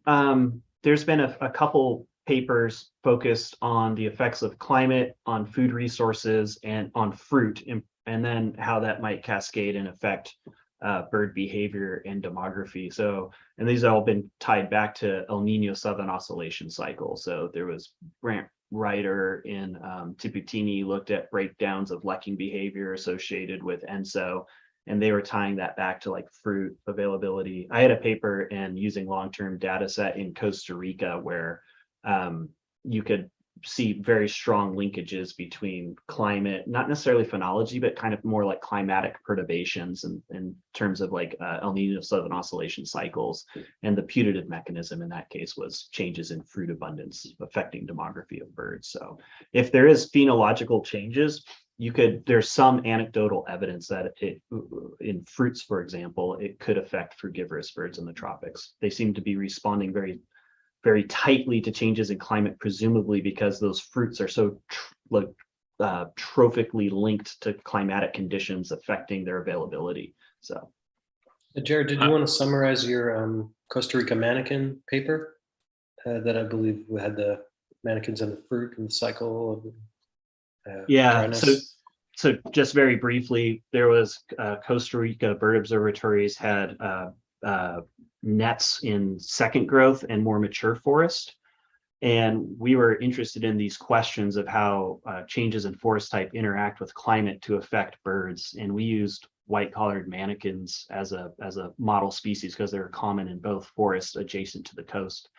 And it was absolutely insane. Something like just modeling for El Nino and La Nina cycles of this frugivorous bird predicted like 80% of the variance in the young forest. So the going hypothesis was, and similar to Carl's work, how the mixed species flocks will use the degraded forests in wet conditions. So maybe there's the magical mix of sunlight and rain during the wet seasons that cause this eruption of fruits and insects, allowing mixed species flocks to move into the degraded forest, allowing the survival of mannequins to skyrocket. They do really well during those conditions.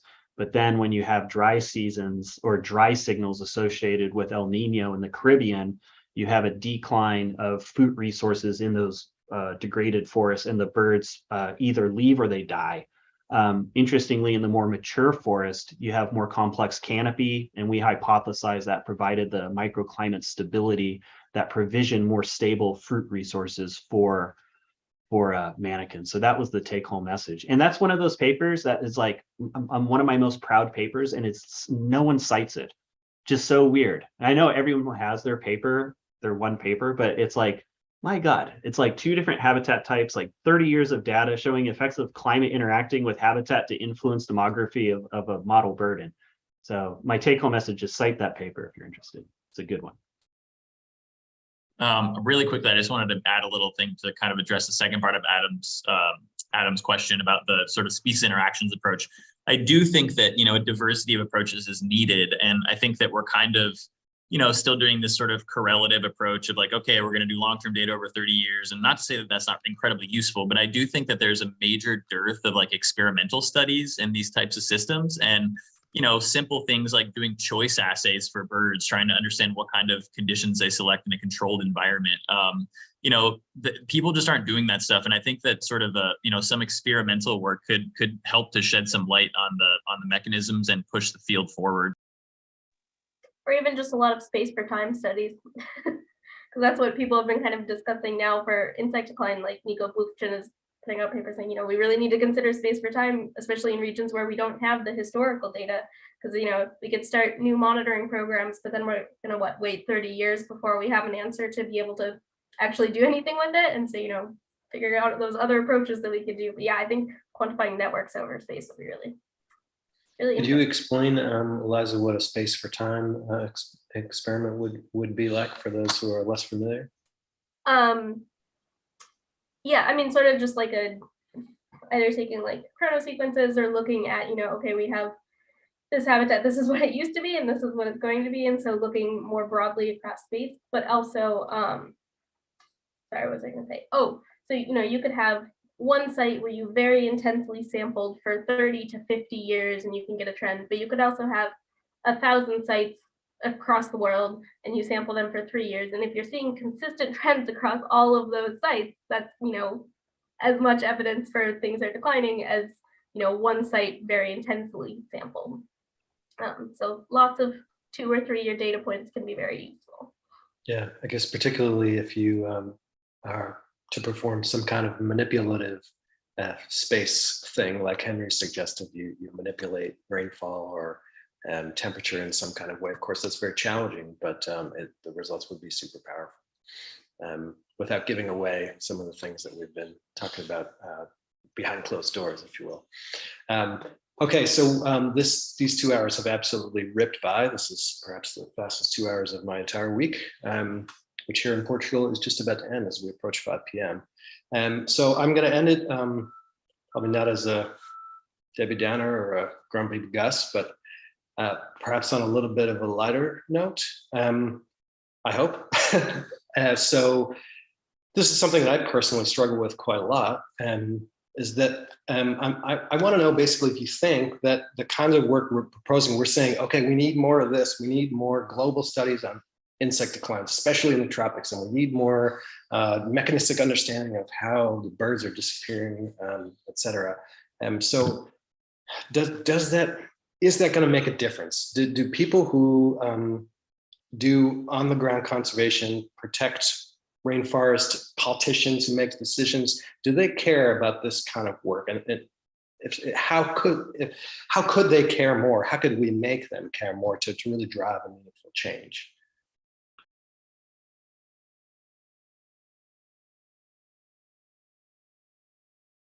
Swarming ants.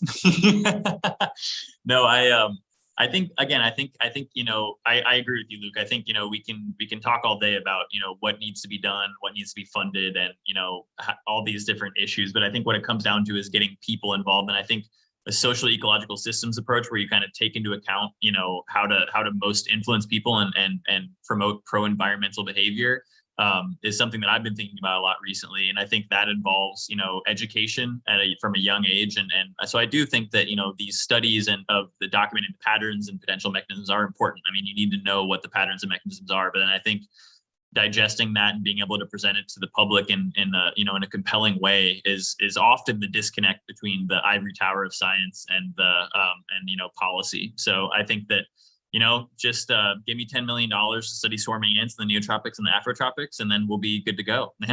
But in all seriousness, I think social ecological systems approach is critical. I think, and this is a little hand wavy, but we probably remember the single large or several small debate that when island biogeography was influencing the creation of protected areas, what's the best way to do it? Obviously kind of evolved to more of a landscape ecology approach, but potentially there's a new era of identifying resilient pieces of habitat, resilient climate refugia, And this will kind of take on the urgency of that SLOS debate, that as we develop these scientific tools, we can identify places around the globe that are going to be resilient and serve as kind of a Noah's Ark or climate refugia. And we work through the political systems to try to get those places protected. So maybe that's the future, how you can link science and the identification of new protected areas moving forward in the face of climate change. Thanks, Jared. It's too bad that Tom Lovejoy has passed away, because he would be probably whispering in some senator's ear right now how to shake some money down for this kind of thing. Eliza, do you want to give a sort of last word here? Or your own personal last word, not necessarily sort of sum it all up, because that would be pretty tough. Yeah, no, I think food is very important for insectivorous birds, and that we need a lot more dialogue between entomologists and ornithologists. Because, you know, it's one thing to sit around in a room with ornithologists all day speculating about what could be going on, and that, you know, I think there's a lot to be gained from more, you know, we're always talking about doing like interdisciplinary things, and, you know, that is, you know, very important to do the socio-ecological stuff and to, you know, work with economists and psychologists and stuff to motivate human behavior, but also thinking within ecology, more like cross-taxa approaches. So, you know, talking to the plant insect people, and then the people who are studying insects as bird food, so getting people who are working on different taxa, but within similar systems, talking to each other, I think would be really useful at kind of identifying some of the mechanisms. Thank you. I think that's sage advice. Certainly early in my career, I only wanted to hang out with the bird folks and go to the bird meetings, because that was where my comfort zone is. And I think I'm now inspired to perhaps go to the entomological meetings, the plant meetings, and think more broadly about collaborating both within science and ecology, but also with politicians and on-the-ground conservationists and folks who do social things and filmmakers and these kinds of things. I mean, I kind of half joke that the movie Madagascar maybe has done more for conservation in Madagascar than anything any one of us has done. But maybe there's some truth to that. So understanding, you know, getting the sort of heartstrings of people who tell great stories to the masses is probably quite important. Okay, well, I'm told that there's some risk that the Zoom is going to shut down. So I probably should end this here. It's been a real honor to host you three panelists. You've been really incredibly knowledgeable and super interesting. I've been glued to the screen this whole time. It's been a real honor to host everybody who has been watching on Zoom and on YouTube. I'm really particularly pleased to see all the participants coming from Africa. That's super nice, much appreciated. And thank you to Ana Claudia and Javi and the others for organizing the event from here at Tropibio and Cibio. And with that, let's stay in touch. Let's keep the ball rolling. And yeah, let's solve this problem, and also have a nice weekend.